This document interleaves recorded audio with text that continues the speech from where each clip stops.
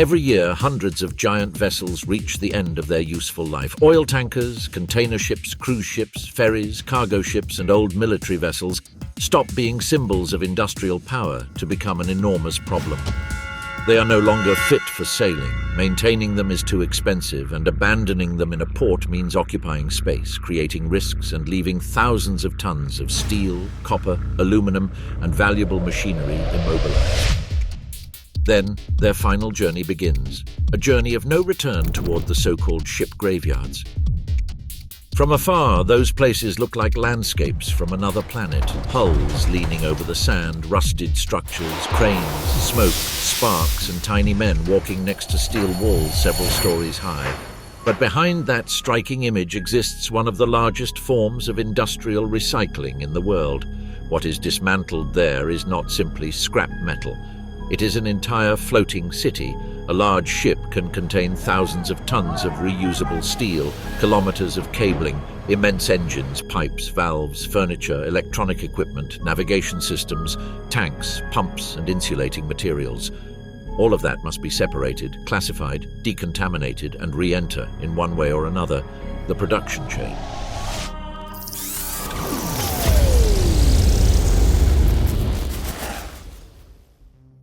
Naval recycling has a double face. On one hand, it represents a gigantic source of raw materials and prevents more steel from being produced from scratch, with the enormous energy expenditure that implies. On the other hand, it is an industry marked by extreme dangers. Inside an old ship, there can be residual fuels, oils, asbestos, toxic paints, sludge, contaminated water, and enclosed spaces where a single mistake can cost several lives. Added to that is the constant risk of fires, explosions, collapses, and the cutting of structures weighing tons. In some countries, this work is carried out with strict controls, prepared docks, heavy equipment, and rigorous environmental protocols. In others, the process occurs almost on the beach with much more precarious methods, cheap labor, and a human cost that rarely appears in the headlines. That is the great contradiction of shipbreaking. Recycling a ship is an industrial and environmental necessity. But the way it is done defines whether we are seeing an example of a circular economy or a tragedy foretold. The useful life of a large commercial ship usually extends for decades. While it generates income, it receives maintenance, repairs, new certifications, and technical adaptations. But a moment comes when the numbers no longer add up. The hull ages, the engines lose efficiency, environmental regulations become more demanding, and the cost of continuing to operate it exceeds the value of keeping it afloat. At that point, the vessel changes category. It is no longer a transport tool. It becomes an asset for scrapping. Before sending it to the naval graveyard, it is calculated how much steel it contains, what equipment can still be resold, and how much it will cost to remove it from service. That evaluation defines the final destination. Some ships are taken to modern facilities where work is done on piers, dry docks, or impermeable platforms. Others are sold to large shipbreaking yards in South Asia, where the operation is usually cheaper and faster. There, places famous for concentrating enormous quantities of retired ships come into play, true steel corridors where the hulls remain lined up like stranded bodies after a storm. The arrival of the vessel is already a complex maneuver. In some naval graveyards, the ship enters by its own means for the last time and is launched against the coast, taking advantage of high tide. It is deliberately run aground on the sand or mud, and from that moment the dismantling begins. In more controlled facilities, however, the vessel is moored to fixed structures or placed in a dock, where the stable surface allows for work with more precision and less environmental impact. Once stopped, a decisive stage begins: the technical inspection. Teams review the structure, identify unstable zones, detect hazardous materials, and plot the order in which the ship will be cut. Not all sectors can be touched at the same time. A huge hull functions as a system of loads. If a part is cut without calculating how the weight redistributes, sudden collapses can occur. A deck can give way. A bulkhead can fall. An entire room can deform in seconds. The next step is soft stripping. This is the name given to the removal of everything that is not a structural part of the hull. Here, cabins, bridges, kitchens, dining rooms, auxiliary engine rooms, and technical spaces are emptied. Furniture, lighting fixtures, cables, electrical panels, doors, windows, navigation equipment, communication systems, and hundreds of minor components are dismantled. On cruise ships and ferries, this phase can look like the emptying of a floating hotel. On cargo ships and tankers, however, the removal of industrial parts, valves, panels, and ducts predominates. At the same time, fluids are drained. Remaining fuels, lubricants, hydraulic oils, oily waters, sludge, and chemical products accumulated during years of operation must be extracted with extreme care. Refrigerants, batteries, fire extinguishers, special foams, cleaning residues, and loose paints are also removed. Everything that could contaminate the soil, water, or air is separated before the major cuts begin. On an old ship, this cleaning is a critical operation. A poorly purged tank can explode if it receives a spark. A duct with trapped gases can become a death trap. In this phase, the first signs of the hidden wealth within the vessel also appear. Steel is the main prize, but not the only one. There is copper in the wiring, bronze in propellers and valves, aluminum in superstructures, stainless steel in kitchens and pipes, in addition to engines, generators, and pumps that still retain commercial value. Even seemingly minor elements, such as furniture, sanitary ware, metal stairs, or onboard tools, can be resold in secondary markets. At that point, the ship already begins to lose its identity. Its name may still be painted on the stern, but inside it ceases to be a functional unit. It becomes a set of materials that must be extracted in an orderly fashion. What for years was a machine designed to withstand storms, salt, vibrations, and long voyages now faces a different logic. Its ability to sail no longer matters. What matters is how to dismantle it without killing those who take it apart and without poisoning the place where it ends up. And when that preparation concludes, the most brutal stage of all arrives: the cutting of the giant. Hard dismantling begins when the ship has already been emptied of a good part of its fluids, equipment, and reusable materials. From there, the objective is to turn an immense and continuous structure into manageable fragments. It sounds simple when saying it, but in reality it is equivalent to dismantling a metallic building that is lying down, corroded, deformed by years of use and full of narrow compartments. The first cuts are usually made in the superstructures.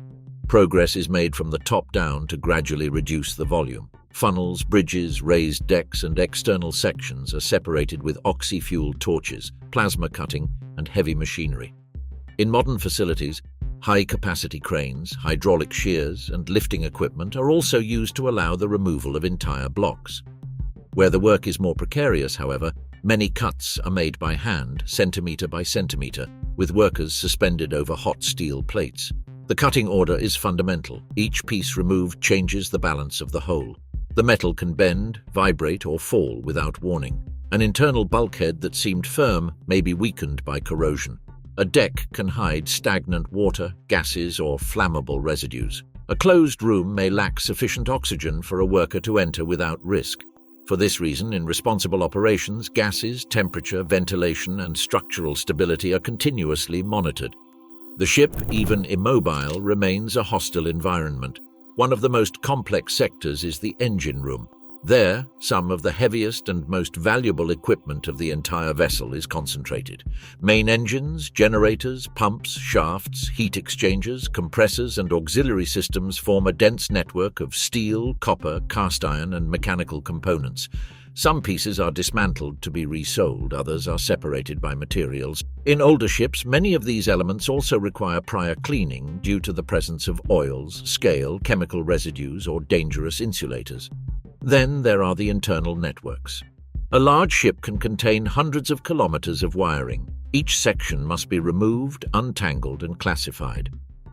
Copper has high value, but recovering it requires separating the plastic covering, cutting connections, and freeing runs that cross decks, partitions, and technical trays. The same happens with pipes, ventilation ducts, hydraulic lines, fire protection networks, and sanitary systems. Shipbreaking does not consist only of cutting plates. It also involves dismantling an enormous internal infrastructure made of thousands of interconnected pieces. As the hull is reduced, the steel plates begin to be removed. These plates are the economic heart of the process. They are cut into transportable sections and sent to steel mills, scrapyards, or reprocessing centers. Many retain excellent metallurgical quality.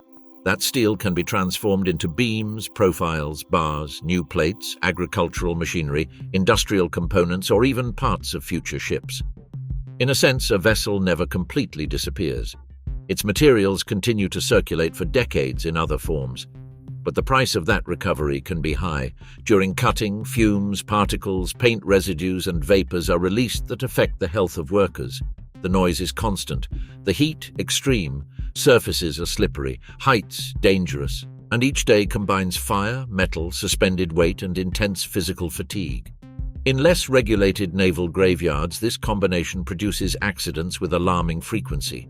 Falls, crushings, explosions, and burns are part of the hidden history of this industry. There is also the environmental problem. If waste is not well contained, the soil and water receive hydrocarbons, heavy metals, and toxic compounds. On very active ship-breaking beaches, paint residues, metallic particles, oils, and hazardous materials have accumulated for years, ending up mixed with the coastal ecosystem. That is why naval recycling divides opinions. In theory, it avoids producing new tons of steel and reduces global waste. In practice, when done poorly, the damage is only moved to places where control is weak and labor is more vulnerable. However, the process does not stop. The ship continues to fall apart. What yesterday was the bow, today are blocks of metal. What was the deck now is scrap sorted by weight and thickness. What was a cabin, bridge, or engine room ends up in piles classified for sale or smelting. The giant disassembles before the eyes of those who cut it, and when the hull has almost disappeared, there still remains the phase that turns the chaos of shipbreaking into a usable industrial chain. When the large structures of the ship have already been cut and removed, a less spectacular but decisive stage begins for recycling to truly work. All recovered material must be classified with precision. Carbon steel goes one way, stainless steel another. Copper, bronze, aluminum, lead, plastics, wood, glass, rubber, and hazardous waste follow different circuits. The economic value of scrapping depends largely on this separation. Steel dominates the total volume. In many vessels, it represents the largest part of the weight. Once cut, it is cleaned as much as possible and distributed according to size, thickness, and quality. Some plates can be reused almost directly in certain secondary markets. Others go to electric furnaces where they are melted along with other scrap to manufacture new products. This repurposing saves enormous amounts of iron ore, coke, and energy compared to primary production. Therein lies one of the strongest arguments in favor of naval recycling. A retired ship can become a gigantic reserve of already refined raw material. Non-ferrous metals are less visible but very valuable. Copper from wiring and certain electrical equipment is recovered for new industrial applications. Bronze from propellers, valves, and bearings is in constant demand. Aluminum, present in superstructures or lightweight components, returns to smelting to be transformed into profiles, mechanical parts, or consumer products.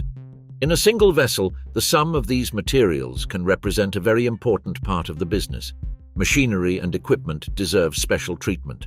Pumps, generators, auxiliary engines, compressors, valves, and navigation parts do not always end up as scrap.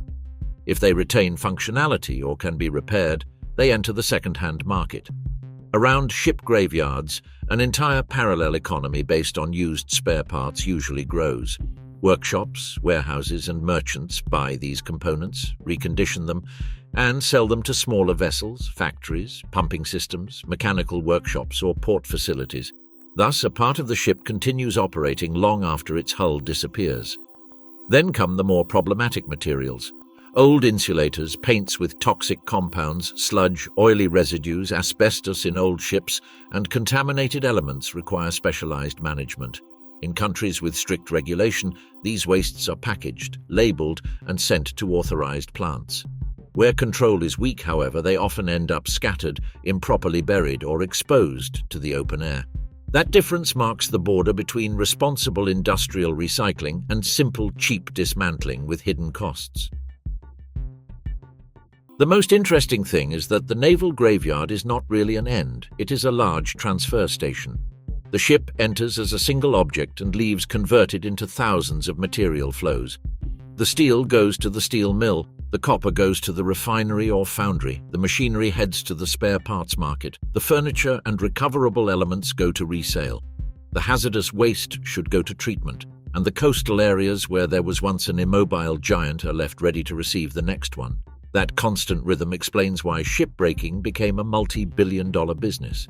The value is not just in the scrap, it is in the scale.